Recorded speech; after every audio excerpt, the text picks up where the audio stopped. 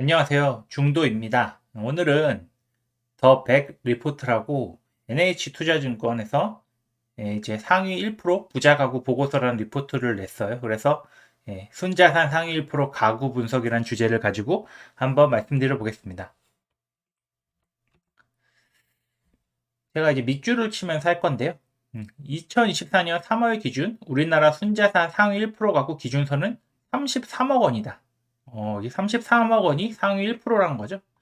그리고 상위 10%는 10.5억, 상위 5%는 15.2억, 상위 0.5% 가구는 44.2억, 상위 0.1% 가구는 86.7억이다. 여기서 이제 순자산이라는 게 자산 빼기 부채예요. 이 부채에는 전세 보증금도 포함이 되는 겁니다. 그래서 상위 1% 가구들의 평균적인 모습은 64세 가구주래요.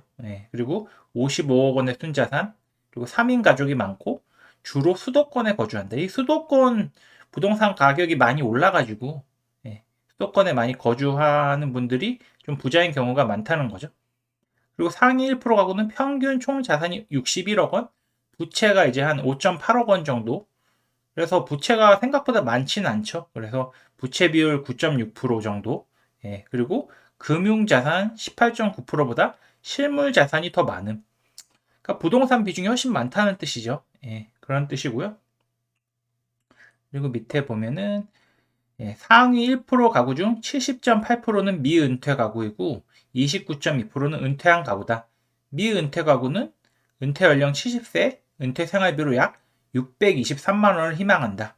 은퇴한 가구들의 실제 은퇴 연령은 62.8세고 실제 생활비로 월 500만 원 정도 지출한다.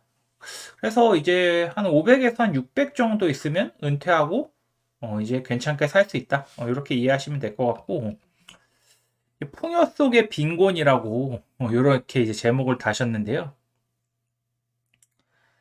여기서 이제 이 통계를 어떻게 냈는지 이렇게 이제 설명을 해주신 거예요.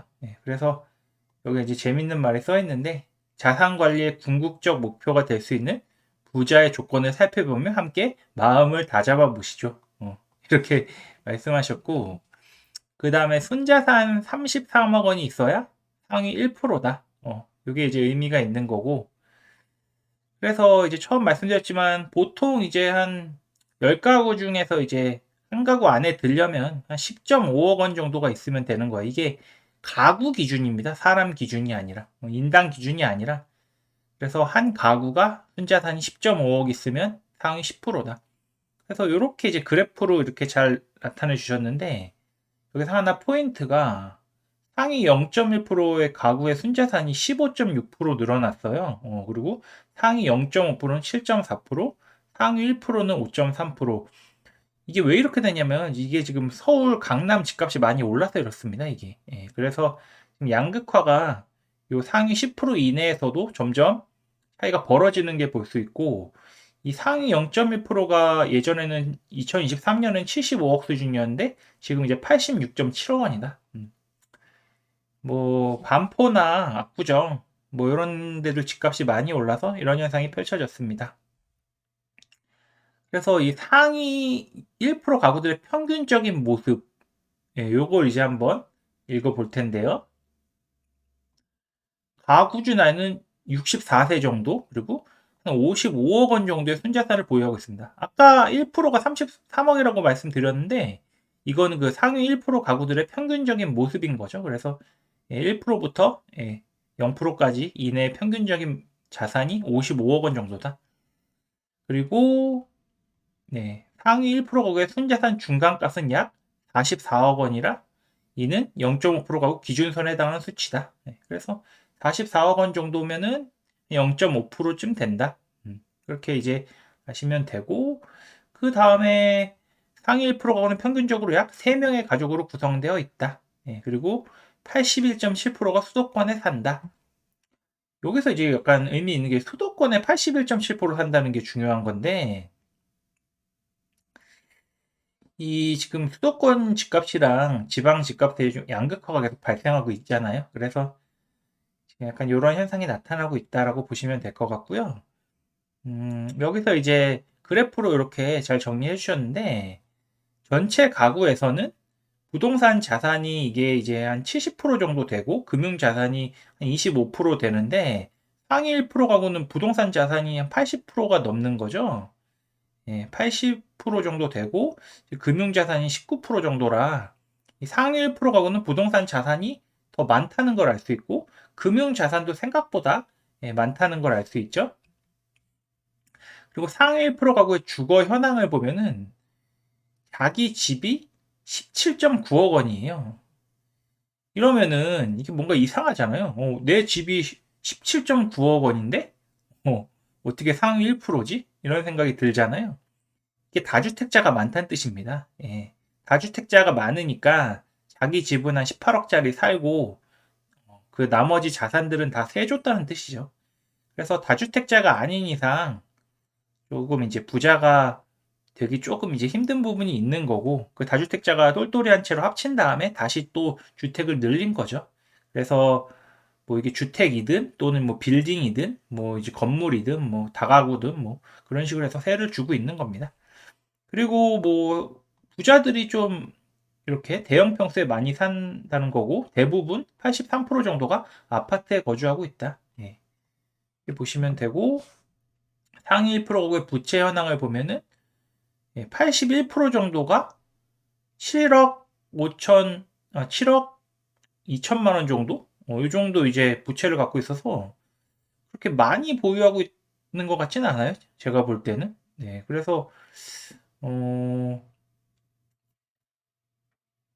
뭐이 정도면은 그 뭐 그렇게 뭐 생각보다 부자들이 부채가 없구나. 그리고 미보유도 거의 19% 가까이 되니까 생각보다 적다는 생각이 들고요.